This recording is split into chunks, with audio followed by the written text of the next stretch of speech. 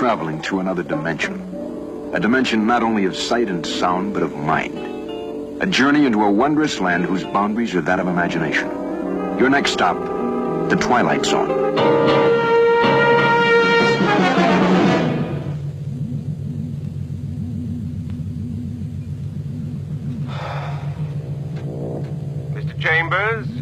Mr. Chambers, it is the meal time.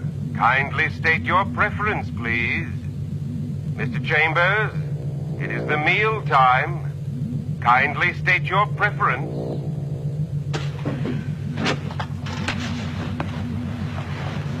Please deposit cigarettes in appropriate receptacle. This is a safety measure. I should take a flying jump at the moon. Kindly repeat request. Oh, knock it off. Leave me alone. You do not care for food at this time? Yes, I do not care for food at this time. Very well. Very well. Very well.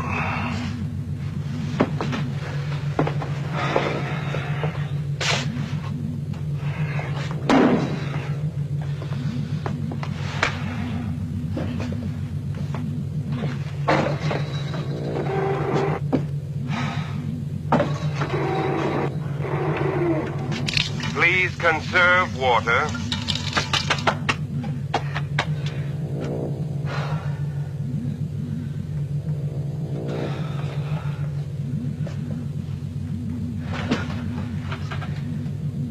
What time is it? There is no time in space. This is to say, there is no chronology that can be calibrated. I said, what time is it? What time is it on Earth? Can you tell me that without an exercise in Euclidean geometry? Now just tell me what time it is on Earth. On Earth, it would be 12 noon. 12 noon. This is the way nightmares begin. Or perhaps end. Very simple, direct, unadorned. Incredible, and yet so terribly real that even while they're happening, we live with them and digest them and assimilate them. And if it's 12 o'clock noon, that's what you preoccupy yourself with. You don't think about 12 o'clock noon on the next day, or the day after that. But that's what we should have been thinking about. Tomorrow, and the day after tomorrow. We were preoccupied with the hands on a clock, when we should have been checking off a calendar. It was an April day, and it was noon then too. And people walked and drove and bought and sold and fretted and laughed. The world went on much as it had been going on, with a tentative tiptoeing alongside a precipice of crisis. There was Berlin to worry about, and Indochina and Algeria, and all the other myriad problems, major and minor, that somehow had lost their incisive edge of horror because we were so familiar with them. And then...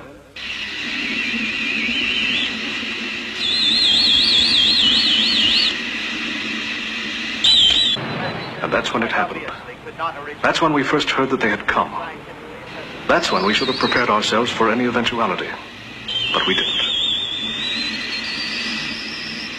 Instead, we milled around like frightened farm animals, looking for formulas and father images, while the Secretary General of the United Nations made the first official announcement of the arrival of creatures from outer space. They called themselves Canaanites, and announced over the shortwave that on that given afternoon, they would arrive on Earth. At 11 o'clock this morning, Eastern Standard Time, the first of these landings took place in an area just outside of Newark, New Jersey. Subsequently, we have had reports of other landings in the Soviet Union, in Norway, the southern coast of France, just outside of Rio de Janeiro, and several others. Speaking on behalf of the United Nations, I can only tell you that at this moment it would be premature to assume hostile intent on the part of these Canaanites. And so it is the position of the United Nations that the world population remain calm, to make no hostile move. To keep in mind that all governments are being apprised of the events as they happen and have the situation well in hand. What do they look like? Yeah, what do they look like? As of this moment, no. Can't we get a more specific statement? We do not know what they look like. We only know that several of the craft have landed and that they... What's the secret? Why can't we have What's going on? What's happening? Please, Mr. Secretary General. It appears that one of the craft has landed just a few blocks away. One of their representatives is on his way to this building. This is unbelievable.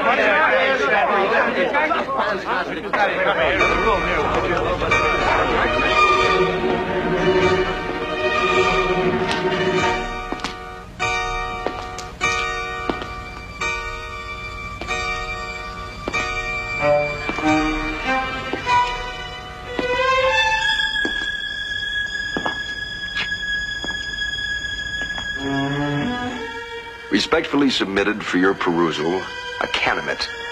Height a little over 9 feet. Weight in the neighborhood of 350 pounds. Origin unknown. Motives? Therein hangs the tale. For in just a moment, we're going to ask you to shake hands figuratively with a Christopher Columbus from another galaxy and another time. This is the Twilight Zone.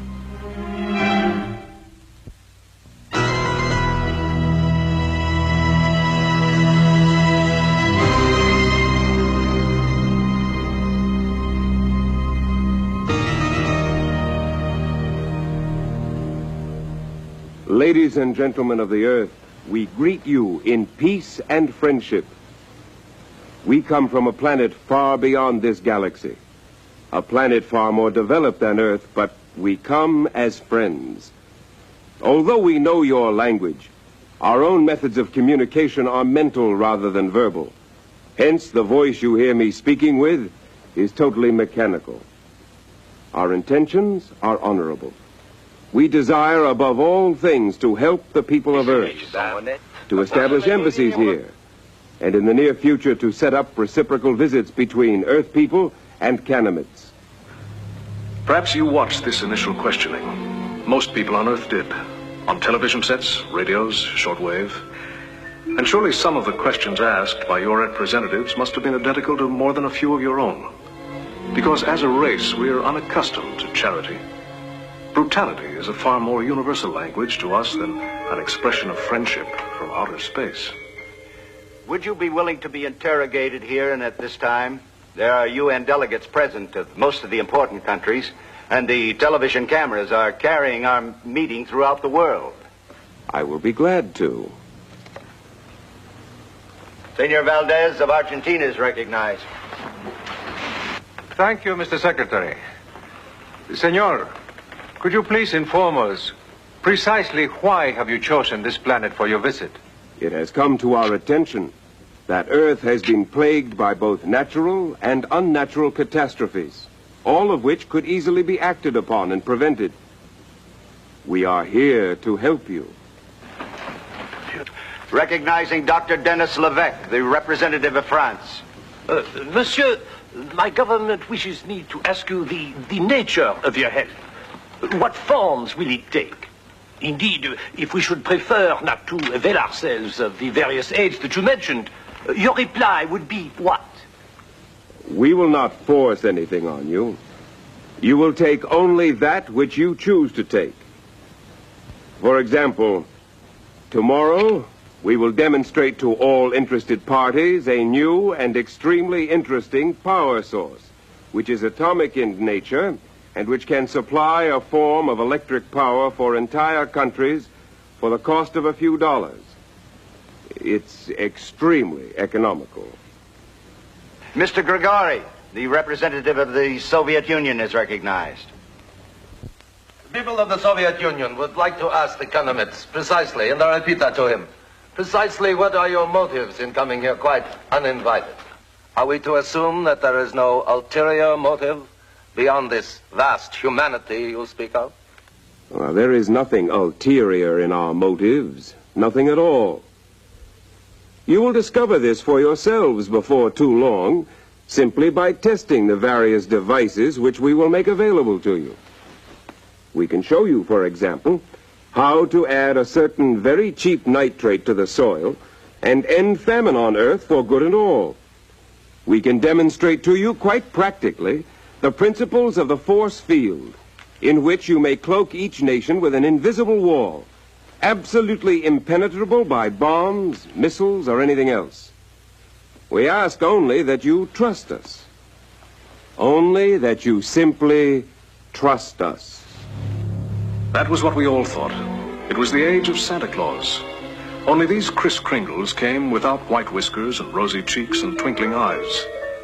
They were 9 feet tall enigmas who descended on us like locusts. But nobody was counting or worrying. Except perhaps a few professionals whose job it was to second guess. In a sense, I was one of these, a decoding specialist for the United States government. And this is where I got into the act. Well, Chambers, what have you got? The corker of a migraine headache, an eye strain. You can't lick it? No, not in 8 hours, I can't. Colonel, it took us almost a year to crack the Japanese code. We had an army of men working on that. But this is a language of people from outer space, probably 500 times as intelligent as we are and 1,000 times more complex. You need more help. All donations gratefully accepted. I showed this to every man on our staff. I've got a dozen people working on it since late last night. We've tried pretty much everything. Single transposition, double transposition. We've tried every known method of cryptography there is, and I don't know whether we're even close or a million miles away. Are you saying it's indecipherable? No, we just got to keep trying, that's all. Standard, direct, reversed, systematically mixed, keyword mixed, random mixed, reciprocal, conjugate. Every nature of sequence of letters there is. I'll tell you something, Colonel. This is a tough nut. This is a real tough nut. How important is it? I don't know. That Canamet, or whatever it is he calls himself, walked off and left this book yesterday at the UN. The White House seems to feel that if we can decipher what this book says, we can find out what these Canamets are up to. Obviously nothing but our good. He hasn't commented on the loss of this book. He's probably unconcerned that we have it. Why should we be so concerned? They've done all right by us so far. Parlor tricks. Well, they don't seem like parlor tricks to me, Colonel. That new approach to nitrate use they demonstrated in Argentina this morning. That soil had more vitamins in it 6 hours later than a drugstore chain. I know that country. That's as barren and fruitless as any place on earth. Well, we might lick this, we might not. But I got a strange feeling. What? We're looking a gift horse in the mouth. I got another funny feeling, too. And that is? That if these Canamets are as helpful as I think they are, you boys are going to be out of a job. And probably so will I. Am I to assume this is a scientific analysis, Mr. Chambers, or just some Kentucky windage? Well, I don't know what it is, Colonel. Beyond an instinctive feeling. It tells me that when this Earth gets enough to eat, when there are no more wars or diseases or famines, this is going to be a Garden of Eden. Your optimism is most refreshing, Mr. Chambers, but I suggest that for the time being, you continue your process of deciphering until you can tell us precisely, and I mean precisely, what that book says.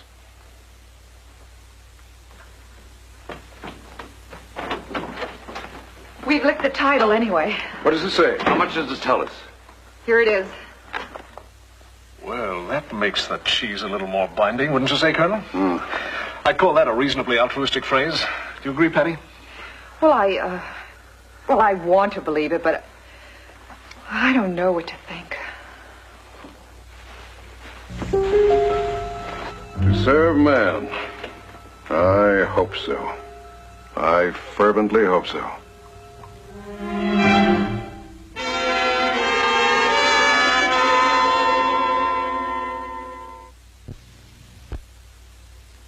Gentlemen, the purpose of this meeting is to acquaint you with certain tests made over the past week. At the request of several of our delegates, and with the full consent of our guests, the Canamets, these tests were filmed, cut together into one short film, and you can watch them now. Kindly lower the screen.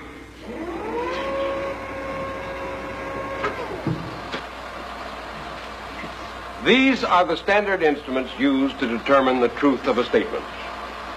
Our first object, since the physiology of the Canamets is unknown to us, was to determine whether or not they react to these tests as human beings do. We will now repeat one of the many experiments made in an effort to discover this fact. This instrument records the subject's heartbeat. This one shows the electrical conductivity of the skin in the palm of the hand, a measure of perspiration which increases under stress. This one shows the pattern and intensity of the electrical waves emanating from the subject's brain. Which of these is longer than the other? The gray. I shall repeat the question.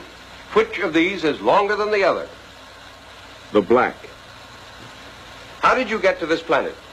Walked. Once again, how did you get to this planet? In a spaceship. Many such experiments were made, and my colleagues and myself are satisfied that the mechanisms are effective. Now, I shall ask our distinguished guest to reply to the question put at the last session by several of the delegates. Namely, what is the motive of the Canaanite people in offering such great gifts to the people of the earth? Now, I hope that the people of Earth will understand and believe when I tell you that our mission upon this planet is simply this: to bring to you the peace and plenty which we ourselves enjoy, and which we have in the past brought to other races throughout the galaxy. When your world has no more hunger, no more war, no more needless suffering, that will be our reward. And the machine showed no deviation. According to it, the Canaanite was telling the truth. You and I and the rest of this earth had a ringside seat to the rebirth of every dream man had ever dreamed. Le gouvernement français vous annonce que pour la première fois dans l'histoire de la République, nous allons désarmer la moitié de notre armée. 我々日本人は多くの方が金光大使の恩義の投函に耐えません。重ね我々の信仰を祈っています。Naturalmente, los habitantes de la América del Sur están muy orgullosos de nuestros bienhechores de más allá de nuestro espacio. Santa Claus came through. Arid deserts became gardens with the devices the Canaanites showed us how to use. The force field that was to end war did precisely that. Armies and navies were practically disbanded. Please check your guest visas. This is flight number 267 from Earth to our planet. They tell me they have a mean temperature of 76 degrees on their planet, and the sun never goes down. And their clothing. It's a metallic substance, just beautiful, kind of like a spun gold. My sister wrote me. She says the day you land, they take you on a conducted tour of all their shops, and you can pick out as much of it as you want.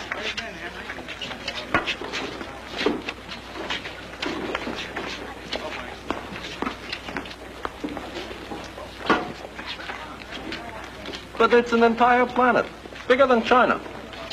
Besides, it's an opportunity to spread peaceful coexistence through an entire galaxy. Stand aside, please. I have diplomatic visa. It's just one big holiday when you get there. They've even got a form of baseball or something like it. Leagues and everything, just like we've got. And the whole trip, billions of miles, only takes just a few days. Oh, man, I don't think I'll want to come back once you do get there.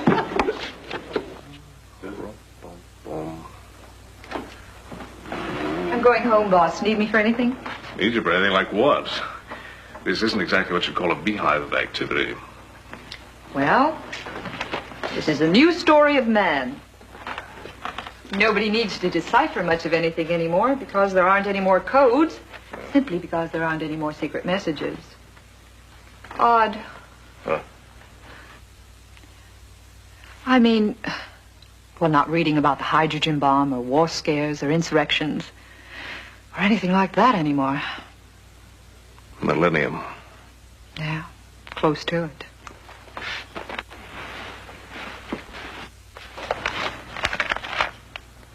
How many of them are around now?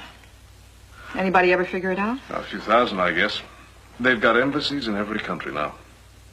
And for every one of them that comes, a few thousand of us take off in one of their ships to live with them. And that's the odd thing. The fantastic ease with which human beings make adjustments. One day, they watch with bated breath while a single individual orbits the Earth in a rinky-dink little cubicle, and they think this is the most historic moment that's ever happened in the history of mankind.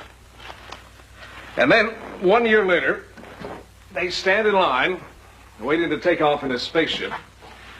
They go 100 billion miles off into space, and they act and react as if this were a weekend picnic in the country. Oh, strange and complex sanity of man. Nothing phases it. Are you going? Well, as a matter of fact, I'm on a 10-year exchange group waiting list. Mm-hmm. And what about you, Patty? I'm on the list, too. Well, the trouble is, their quota's filled just as soon as they make the announcement of a new trip. While I'm waiting, I think I'll do the next best thing. I'm still working on that book.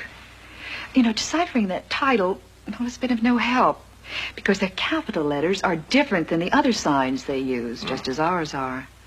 But it's starting to fall into place now. I think I'll get the answer eventually. Well, more power. I gave up trying a month ago. This is flight number 914 from Earth to our planet. We will be taking off in 3 minutes. Mr. Chambers! Mr. Chambers! Don't get on that ship! The rest of the book, To Serve Man, it's a cookbook!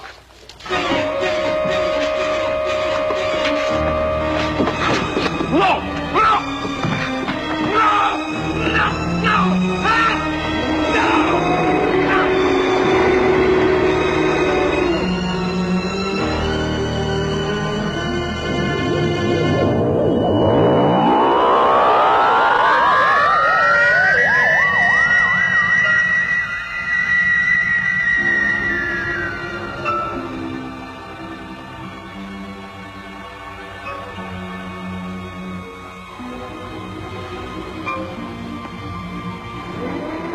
You have not eaten enough, Mr. Chambers. Please, enjoy. Eat hearty.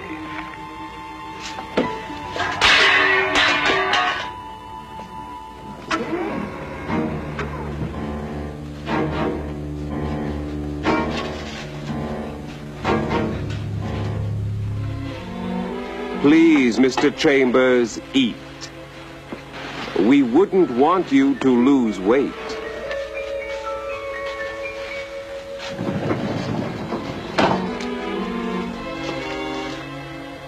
How about you? You still on Earth or on the ship with me? It really doesn't make very much difference because sooner or later, will all of us be on the menu? All of us. The recollections of one Michael Chambers with appropriate flashbacks and soliloquy. Or more simply stated, the evolution of man. The cycle of going from dust to dessert. The metamorphosis from being the ruler of a planet to an ingredient in someone's soup. It's tonight's bill of fare from the Twilight Zone.